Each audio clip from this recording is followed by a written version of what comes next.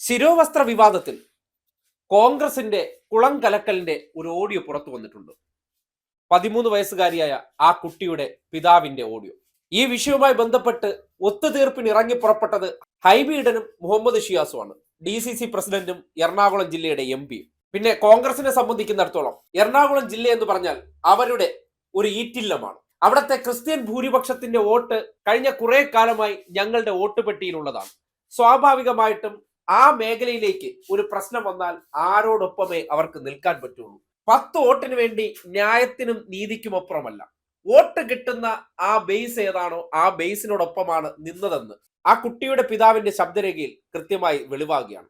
അവരുടെ വീട്ടിൽ 1.5 മണിക്കൂർ ചെന്നിരുന്ന് വർഗീയ കലാപം ഉണ്ടാകാൻ പോകുന്നു എന്ന തരത്തിൽ പറഞ്ഞ് കൺവിൻസ് ചെയ്യിച്ച രീതി എങ്ങനെയെന്ന് നാട് കേട്ടിരിക്കണം. ഇത് ശരിയാണെന്ന് വെച്ചാൽ ഞാൻ അവിടെ ഹൈബി ഈഡനും അതായത് ഇന്നലെ രാത്രി DCC പ്രസിഡന്റ് ഷിയാസ് വീട്ടിൽ വന്നിരുന്നു. 1.5 മണിക്കൂറോളം വീട്ടിൽ നിന്ന് സംസാരിച്ചു, എന്നെ കൺവിൻസ് ചെയ്യിച്ചു.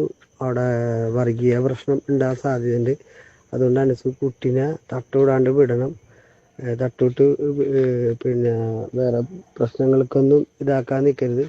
അപ്പം ഞാൻ പറഞ്ഞു DOന്റെ അടുത്ത് കേസ് കൊടുത്തേക്കണം, അതൊന്നും വിധിയാകൂല അങ്ങനെ ഇങ്ങനെയെന്ന് പറഞ്ഞ. അതിന് ശേഷം ഇന്ന് രാവിലെ നമ്മളെ MLA സാറ് വന്നിരുന്നു വീട്ടിൽ.